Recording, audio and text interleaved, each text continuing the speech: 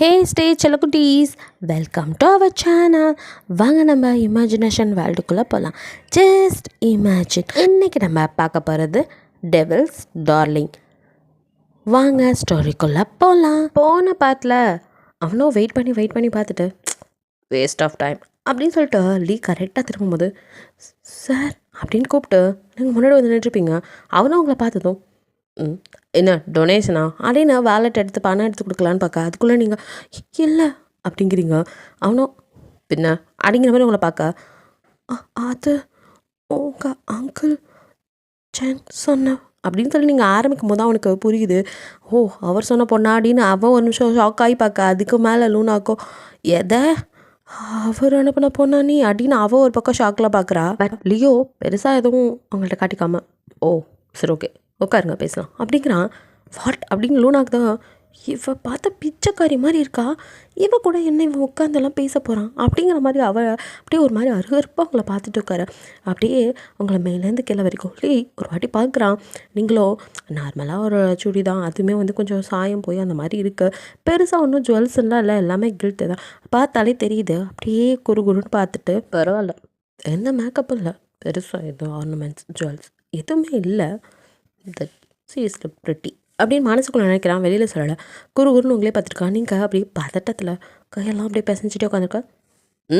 சொல்லுங்கள் அப்படிங்கிறான். அவன் வாய்ஸை கேட்டு உங்களுக்கு பதறுது, உங்களுக்கு வேர்த்து கொட்ட. நீங்கள் நான் என்னத்தை சொல்கிறது அப்படிங்கிற மாதிரி துப்பட்டாவை எடுத்து உடச்சிட்டே அப்படியே அவனையும் பார்த்துட்ருக்க. சரி ஓகே நானே சொல்கிறேன். ஐம் லீ, இது என்னோட அப்படின்னு அவளை பார்க்க அவ்வளோ அப்படி சிரிச்சிட்ருக்க. இது லூனா, நாங்கள் 2 பேரும் லிவிங்கில் இருக்கோம்.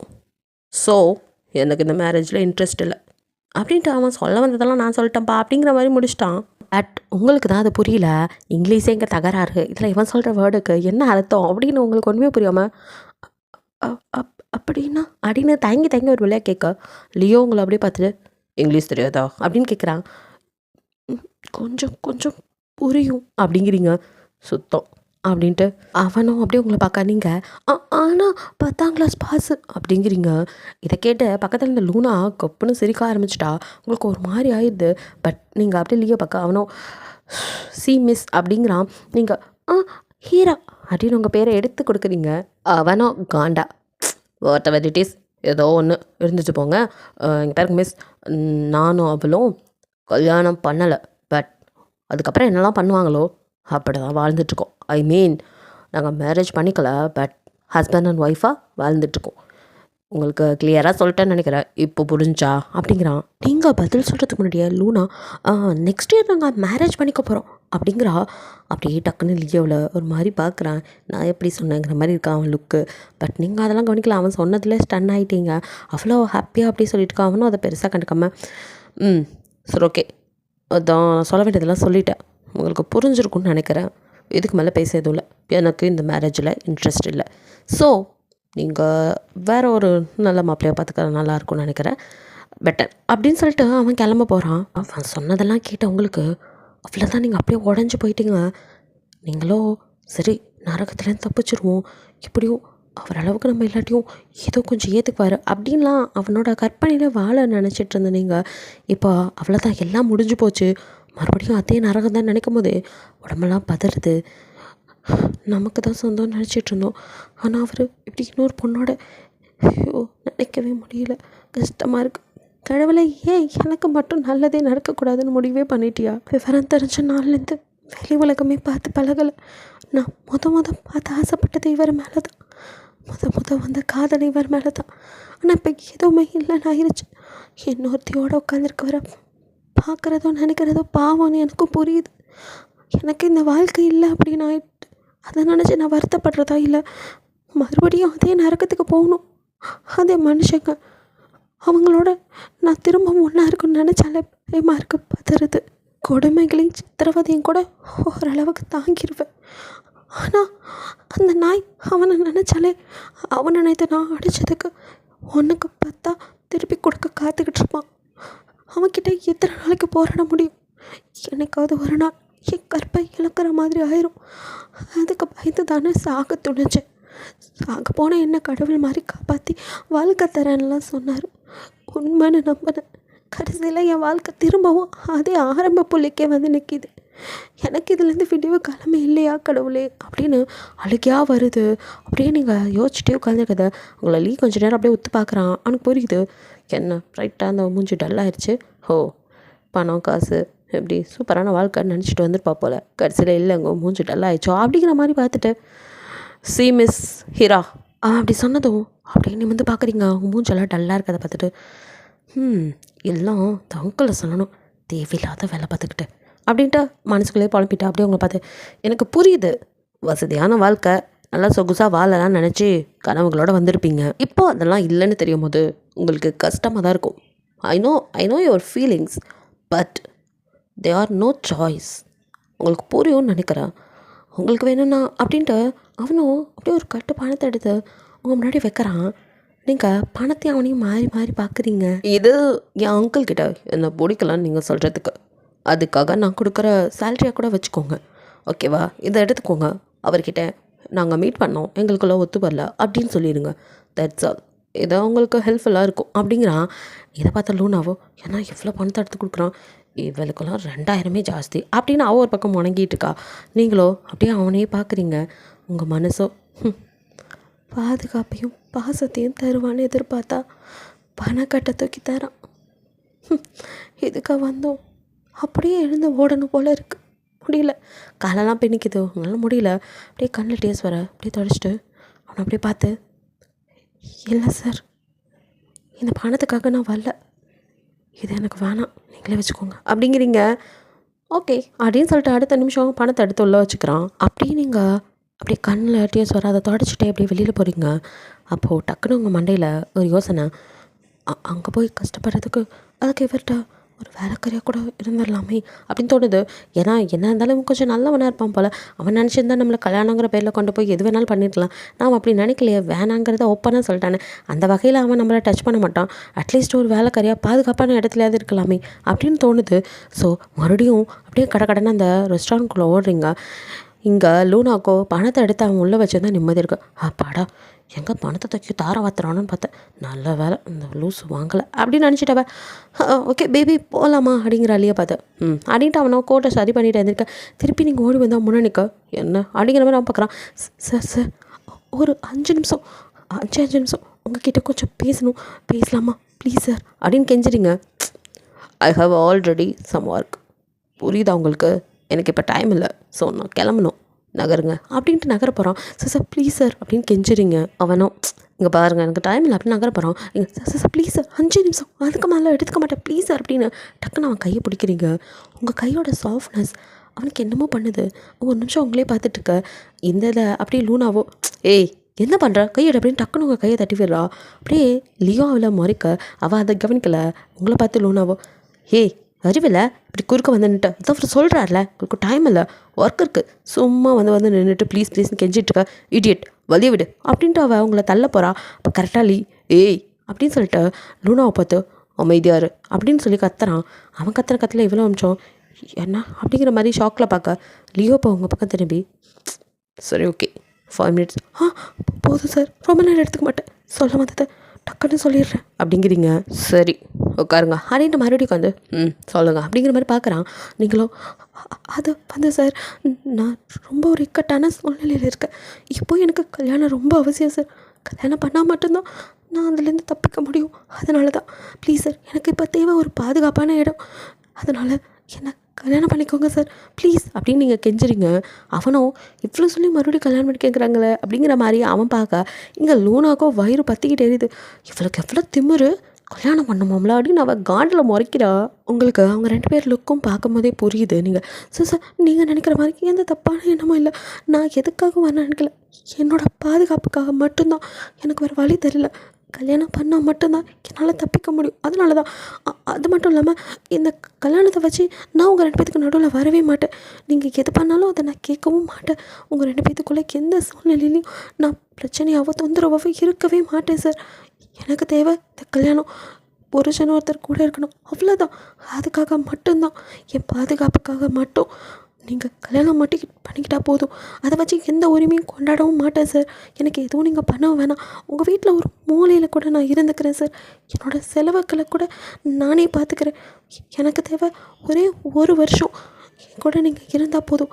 அதுக்கப்புறம் எனக்கு தேவையானதை நானே பார்த்துக்கிட்டு உங்களை விட்டு போயிடுவேன், எந்த தொந்தரவும் பண்ணாமல். ப்ளீஸ் சார், அதுக்கு மட்டும் கொஞ்சம் ஒத்துழைங்க சார். இந்த ஹெல்ப்பை மட்டும் எனக்கு பண்ணுங்கள் சார். அவனும் அப்படியே உங்களை எக்கத்தாளமாக பார்த்துட்டு, ஆ அதெல்லாம் சரி, நான் ஏன் உங்களுக்கு ஹெல்ப் பண்ணணும் அப்படின்னு கேட்குறான். நீங்கள் தெரில சார், எனக்கு இப்போதைக்கு உங்களை விட்டால் வேறு யாரும் இல்லை, அதனால தான் கேட்குறேன். எனக்கு உதவி பண்ண உங்களால் மட்டும்தான் முடியும்னு என் மனசு நம்புது. ப்ளீஸ் சார், இந்த ஒரு தடவை மட்டும் எனக்கு உதவி பண்ணுங்கள் சார். உங்களுக்கு கோடி புண்ணியமாக போகும். கையெடுத்து கும்பிட்டு அப்படியே அழுதுட்ருக்கீங்க.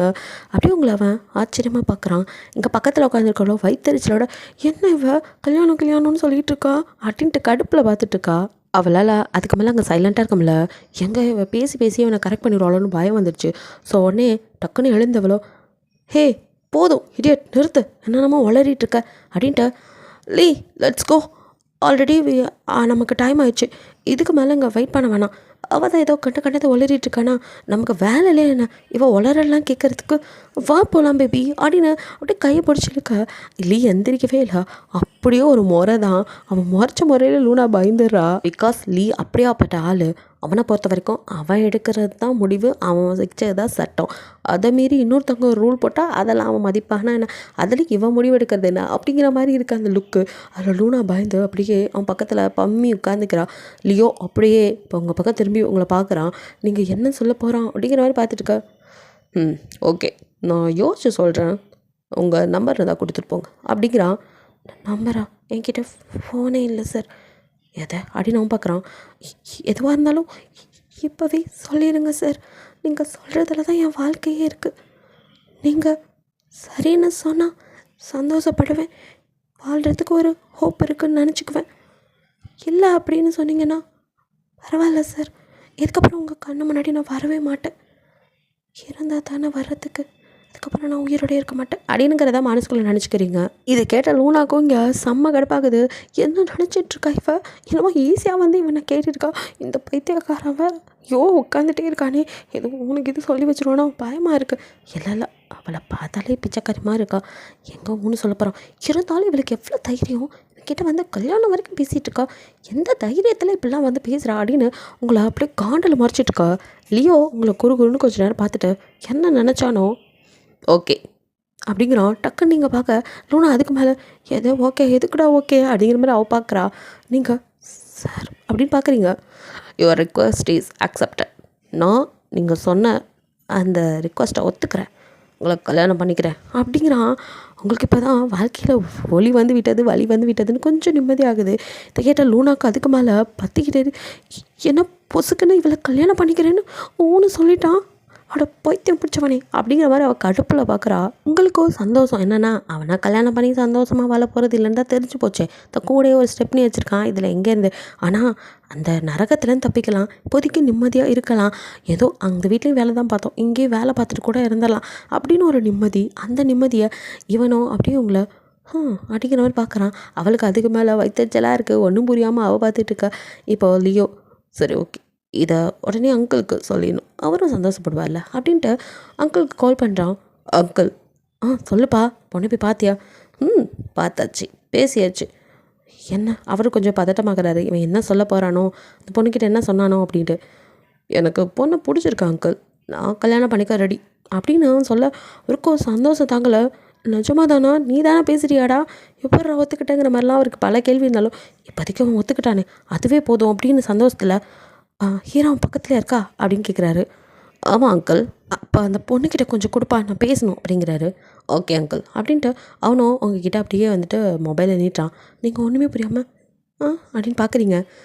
அது அங்கிள் ஃபோனில் உங்ககிட்ட பேசணுமா அப்படிங்கிறாரு அப்படின்னு சொல்கிறான். உடனே நீங்கள் அப்படின்னு வாங்கி ஹலோ ஹலோ சார் அப்படிங்கிறீங்க. அவனுக்கு உன்னை பிடிச்சிருக்கான், கல்யாணம் பண்ண சம்மதம்னு சொல்லிட்டான், உன்கிட்டையும் சொன்னான்ல. ஆமாம் சார். சரிம்மா, இப்போது நீ வீட்டுக்கு போ, எனக்கு கொஞ்சம் வேலையெல்லாம் இருக்குது, அதெல்லாம் முடிச்சுட்டு வீட்டில் வந்து நானே பேசுகிறேன், சரியா? சரி சார். அட என்னம்மா இன்னும் சாரு மோருன்ட்டு, அதான் பையன் ஒத்துக்கிட்டானே, அப்புறம் என்ன அப்பான்னு கூப்பிடுமா, நான் உனக்கு அப்பா முறை தான் வருவேன் அப்படிங்கிறாரு. ஆ அது அப்படிங்க பயப்பட, அட கூப்பிடுமா, நான் அன்னைக்கே சொன்னல. சரிங்கப்பா அப்படிங்கிறீங்க. அவருக்கு ரொம்ப சந்தோஷம். அப்போ நான் வைக்கட்டுமா அப்படிங்கிறீங்க. ஆ அப்படியே ஃபோன் கால் கட் பண்ணிவிட்டு அவன்கிட்ட ஃபோனை நீட்டுறீங்க. அவனை வாங்கிட்டு அப்படியே உங்களை பார்க்குறான். கடைசி வரைக்கும் உங்களுக்கு என்ன பிரச்சனை எதுவுமே அவனும் கேட்கல, நீங்களும் உங்களுக்கு என்ன பிரச்சனைங்கிறத அவன்கிட்ட சொல்லலை. இப்படியே முடிஞ்சிருது. ஓகே ரைட், இங்கே பார், நீயும் நானும் பேசினது நமக்குள்ளே இருக்கணும், நமக்குள்ளே டீல் இருக்கிறது நமக்குள்ளே மட்டும் இருக்கணும். அது அங்கிளுக்கு தெரியுதுண்ணா. நீயும் நானும் இப்போதைக்கு ஒருத்தர் பார்த்து பேசி பிடிச்சி போய் நான் உனக்கு கல்யாணம் பண்ணிக்கிறேன், அது மட்டும்தான் அங்கிளுக்கு தெரியணும். புரிஞ்சதா? வேறு எதுவும் இருக்கு நீ சொல்லக்கூடாது அப்படிங்கிறான். ஆ சரி சார், நான் எதுவும் சொல்ல மாட்டேன். ஓகே ரைட் அப்படின்னு சொல்லிட்டு, ஓகே லூனா லெட்ஸ் கோ அப்படிங்கிறான். லூனாவோ அப்படியே கோவத்தில் இருக்கனால அப்படியே பல்ல கடிச்சிட்டு குனிஞ்சு தலை நிமிராமல் அவள் கோவத்துலேயே நின்றுட்டுருக்கா. அவன் கூப்பிட்டது அவள் காதலே விழுகலை. அவளும் வேறு உலகத்தில் இருக்கா. ஸோ மறுபடியும் அவன் திரும்பி பார்த்துட்டு இவன் என்ன அப்படி நிற்கிறான்னு, லோனா அப்படின்னு ஒரு சவுண்டு தான். பயந்து போய் அப்படின்னு பார்க்க, லெட்ஸ் கோ வரியா இல்லை போட்டுமா அப்படிங்கிற மாதிரி இருக்கான் பார்வை. போகலாம் அப்படின்ட்டு அவரா. அவனும் எதுவுமே சாப்பிடல, இருந்தாலும் அப்படியே அங்கே பணத்தை எடுத்து வைக்க வேற அப்படியே பார்த்துட்டு, தேங்க்ஸ் மேடம் அப்படின்னு சொல்லிட்டு உங்களுக்கும் இப்போ தேங்க்ஸ் சொல்கிறான். உங்களுக்கே ஆச்சிரும். அட பாவி, எதையாவது ஆர்டர் பண்ணு, இல்லை கழுத்தை பிடிச்சி வெளியே தள்ளுவேன்னு சொன்னான். பணத்தை வச்சோன்னே இழிச்சிட்டு மேடமா, அது சரி பணத்துக்கு தானே மதிப்புங்க அப்படின்ட்டு போகிற லீயை அப்படியே பார்த்துட்டு, என் வாழ்க்கை எப்படி போக போதோ, சரி நரகத்துலேருந்து தப்பிச்சா போதும் தானே இப்போதைக்கு நினச்சோம், அது நடந்தால் போதும் அப்படின்ட்டு நீங்களும் அந்த ரெஸ்டாரண்ட்லேருந்து அப்படியே வெளியில் வரீங்க. இங்கே ஃபிலிக்ஸோ ஒரு ஆட் ஷூட் நடந்துட்டுருக்கு. அது அப்படியே குறுகுறுன்னு பார்த்துட்ருக்குறான். அவனோட கம்பெனி பர்ஃப்யூமோட ஆட் தான் போயிட்டுருக்கு. ஸோ அதுதான் வந்துட்டு ஒரு லேடி வந்து நடிச்சிட்ருக்காங்க. பர்ஃப்யூமை வந்துட்டு அவங்க மேலே அப்ளை பண்ணிவிட்டு அந்த மாதிரி நடிச்சிட்ருக்கு. இது பக்கத்தில் உட்காந்துருக்க டேரக்டரும் அவனை அப்படியே ஒரு மாதிரி பயந்து பார்த்துரு. ஏன்னா சின்ன தப்பு இருந்தாலும் மறுபடியும் எடுக்க சொல்லுவான். அவனை பற்றி நல்லாவே தெரியும். அதனால் அவர் பயந்து போய் இதில் என்ன குறை கண்டுபிடிச்சி என்னத்தை சொல்ல போகிறானோ அப்படிங்கிற மாதிரி அப்படியே ஒரு தயங்கி சார் சார் அப்படின்னு கூப்பிட, ஃபிலிக்ஸோ அப்படியே கண்ணை உருட்டி அவனை பார்த்ததுல அவனும் கொஞ்சம் பயந்து போய், அது வந்து சார் இது ஆட் ஷூட் எல்லாம் முடிஞ்சு ஃபைனல், அதான் நீங்கள் பார்த்து ஏதாவது மிஸ்டேக் இருந்தால் சொன்னிங்கன்னா ரீடேக் போகலாம், இல்லாட்டி ஃபைனல் பண்ணிக்கலாம், அதான் அப்படின்னு திக்கி திணறி பயந்து ஒரு வழியாக சொல்லிட்டான். ஃபிலிக்ஸோ அவரையும் மானிட்டையும் ஒரு டைம் அப்படியே மாற்றி பார்த்துட்டு, ஓகே இது நல்லா தான் இருக்குது, ஃபைனல் பண்ணிக்கலாம் அப்படிங்கிறான். அப்பாடான் இருக்கு. அவரோ ஓகே டேக் ஓகே அப்படின்னு சொல்லிட்டு அங்கே பேசிகிட்டு இருக்கா. இவனோ சொன்னது போதுன்ட்டு அவன் ஃபோன் எடுத்து நோண்டிக்கிட்டே அவனோட ரூம்குள்ளே போயிடறான். இங்கே டேக்லாம் முடிஞ்சதும் அங்கே நடிச்சிட்டு இருந்த அந்த மாடலோ அப்படியே நைஸாக யாருக்கும் தெரியாமல் ஃபிலிக்ஸோட ரூம்குள்ளே வரா. எக்ஸ்கியூஸ் கூட கேட்காம உள்ளே போடுறவள. அவனும் அப்படியே யாருவ அப்படிங்கிற மாதிரி பார்த்துட்ருக்கான். பேபி, நான் உங்ககிட்ட கேட்டதுக்கு நீங்கள் இன்னும் பதிலே சொல்லலையே அப்படின்ட்டு அப்படியே அவன் முன்னாடி வந்து அரையும் குறையுமா நிற்கிறா.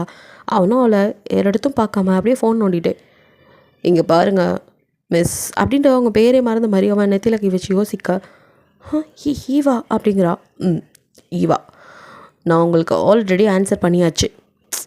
என்ன பேபி இது, என்ன பார்க்கக்கூட மாட்டேங்கிறீங்க, அந்த ஃபோனில் அப்படி என்ன இருக்குது, இங்கே பாருங்கள் ஜஸ்ட் ஒன் ட்ரை ப்ளீஸ், அப்புறம் அவங்களுக்கு பிடிக்கும் அப்படின்ட்டு அவ்வளோ பேசிகிட்டே இருந்தவ சடனாக அவன் மடியில் வந்து உட்காந்து அவனோட ஷர்ட் பட்டனை ஓப்பன் பண்ண ட்ரை பண்ண, அவனா செம்ம காண்டில் யாருவ என் பர்மிஷன் கேட்காம என் மேலே வந்து உட்காந்துட்டு என்னெல்லாம் பண்ணுறா அப்படின்னு கையை முறுக்கி ஓங்கி ஒரு குத்து மூக்கில் விடலான்னு நினைக்கிற நேரம் கரெக்டாக அவள் உயிரை காப்பாற்றுறதுக்கே அவள் ஃபோன் அடிக்குது.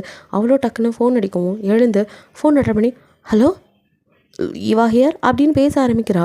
அவனும் கண்ணை மூடி தன்னை கண்ட்ரோல் பண்ண ட்ரை பண்ணிகிட்ருக்கான். இங்கே அவளோ ஃபோனில் சொன்ன செய்தியை கேட்டு அவ்வளோதான் ஆளே ஆடி போயிட்டா. எது, எப்படி, வாட், யார் பண்ணது அப்படின்னு அடுத்தடுத்த கேள்வி எல்லாத்துக்கும் அந்த பக்கத்துலேருந்து ஆன்சர் கிடைக்க செம்ம காண்டில் அப்படியே திரும்பி ஃபிலிக்ஸை மறைக்கிறா. பிகாஸ் அவளை இப்போ தான் ரொம்ப ட்ரை பண்ணி ஆட்லேருந்து ஃபிலிம் வரைக்கும் போயிருக்கா. ஸோ அவளுக்குன்னு கிடைச்ச ஃபஸ்ட்டு படம் வாய்ப்பு அதுவும் தட்டி போச்சு. அதுவும் வேறு யாரும் இல்லை, அதை எடுத்தது இப்போ நம்ம ஃபிலிக்ஸ் தான். ஏன்னா அவன்கிட்ட அவள் தப்பாக நடந்துக்க ட்ரை பண்ணதை வச்சு அவனுக்கு காண்டாயிடுச்சு.